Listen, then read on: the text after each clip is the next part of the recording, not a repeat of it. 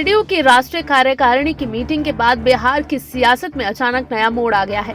BJP के प्रति JDU के बदलते सुर को देखते हुए आरजेडी ने इसमें घी डालने का काम किया है। जेडीयू ने नीतीश कुमार को 2024 में पीएम उम्मीदवार स्वीकार करने का ऑफर दे दिया, बशर्ते वो तेजस्वी को बिहार का सीएम मान ले। विधानसभा चुनाव के दौरान जेडीयू और आरजेडी के बीच आई तल्खी के बाद दोनों दलों के बीच पहला ऐसा मौका था जब आरजेडी के किसी सीनियर नेता ने इस तरह का ऑफर दिया।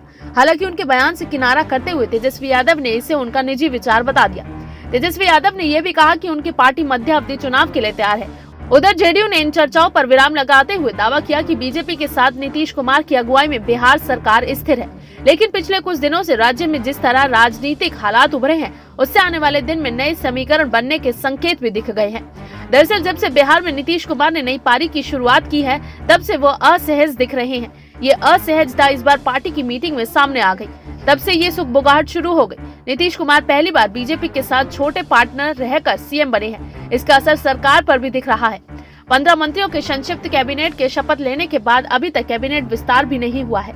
पिछले दिनों जब नीतीश कुमार से इस बारे में पूछा गया तो इसके लिए उन्होंने बीजेपी पर थोपते हुए कह दिया कि वहां से अभी लिस्ट नहीं आई है। सूत्रों के अनुसार अभी तुरंत कैबिनेट विस्तार की उम्मीद भी नहीं है। वहीं विभागों के बंटवारे ने बीजेपी ने गृह विभाग लेने का दबाव बनाया था, लेकिन नीतीश कुमार ने इसे देने से मना कर दिया। अब पिछले कुछ दिनों से राज्य की कानून व्यवस्था पर खुद बीजेपी के नेताओं ने अलग अलग मौकों पर सवाल उठा दिया।